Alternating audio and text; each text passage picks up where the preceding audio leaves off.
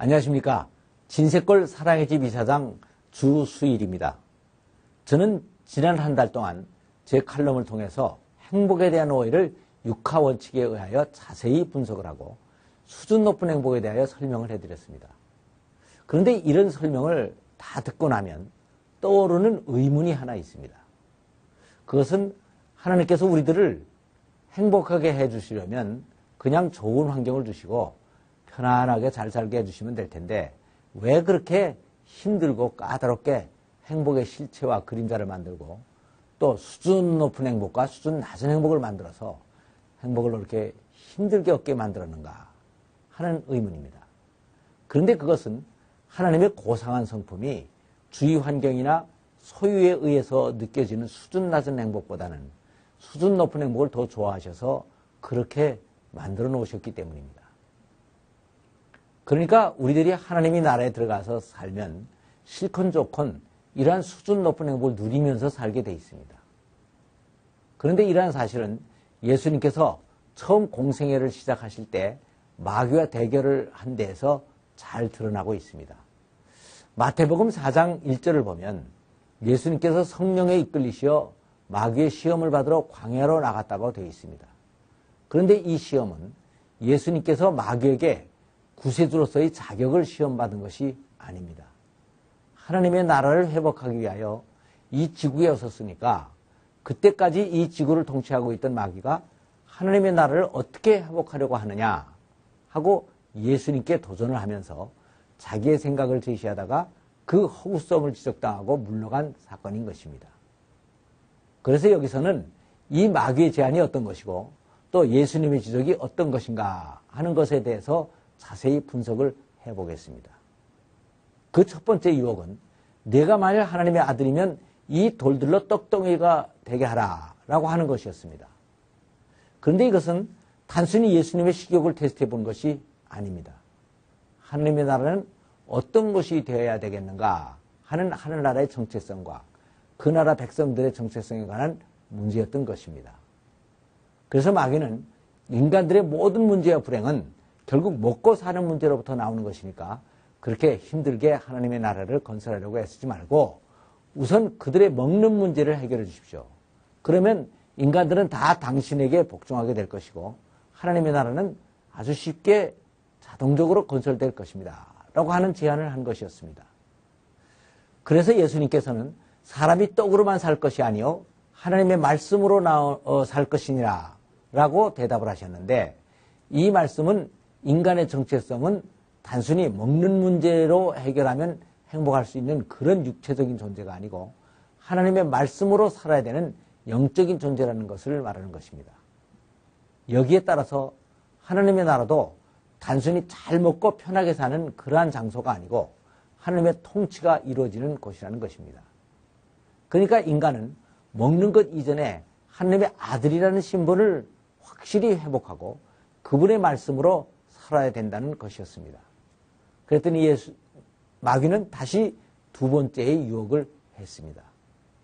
예수님을 성전 꼭대기에 세워놓고 여기서 뛰어내리라.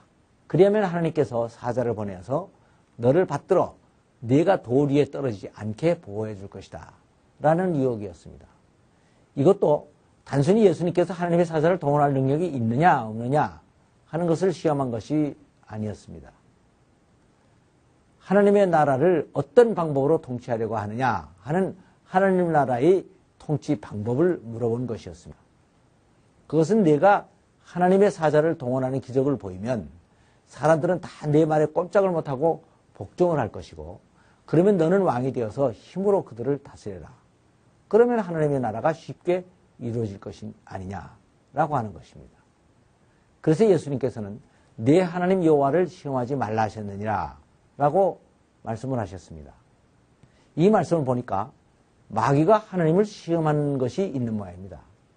그러면 마귀가 하나님을 어떻게 시험을 했습니까? 그것은 하나님을 힘으로 백성들을 다스리고 이 굴복하는 것을 기뻐하는 천박한 성품을 가진 분으로 몰아버린 것입니다. 그러니까 예수님은 하나님은 그러한 분이 아니고 사랑과 섬김으로 다스리는 것을 기뻐하시는 분이라는 것을 밝히고 하나님을 그렇게 천박한 분으로 몰지 말라고 하신 것입니다.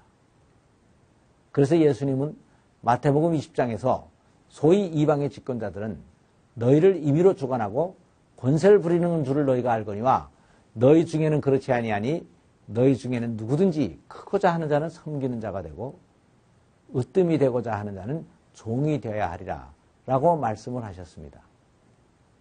그리고 예수님께서는 십자가를 지시면서 이런 방법을 선택하셨습니다. 그랬더니 여기에서 또 설득을 당하고 마귀는 마지막 협상 카드를 내밀었습니다. 현재 나는 아담에게서 이 지구를 뺏어서 계속 통치를 하고 있다. 그러니까 이 통치권을 인정하고 내게 절을 해라. 그러면 내가 이 모든 것을 내게 양보하겠다. 라는 협상 제안이었습니다. 그랬더니 예수님께서는 주 너희 하나님에게만 경배하고 그분을 섬기라고 하였느니라 라고 대답을 하셨습니다. 이 말씀은 이 우주에서 경배를 받을 만한 주권자는 오직 창조주 하나님 한 분뿐이시라는 것입니다. 그러니까 이 지구의 통치권은 너와 협상을 해서 찾을 것이 아니고 하나님으로부터 임명을 받을 것이라는 것이었습니다. 그랬더니 결국 마귀는 물러가고 천사들이 와서 수정을 들었습니다. 그리고 하늘에서는 하나님께서 이는 내 사랑하는 아들이요 내 기뻐하는 자니 너희는 저희 말을 들으라 라고 하셨을 것입니다.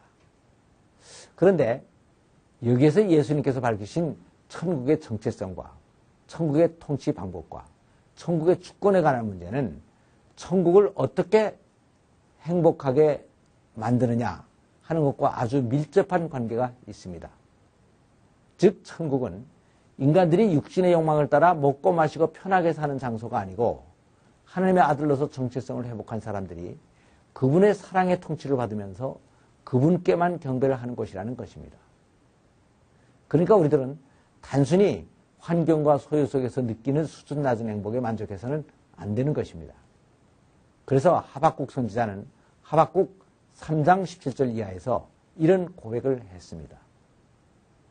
무화과 나무가 무성치 못하며 포도나무에 열매가 없고 감람나무에 소출이 없으며 우리의 양이 없고 오양간에 소가 없을지라도 나는 여호와로 인하여 즐거워하고 기뻐하리이다.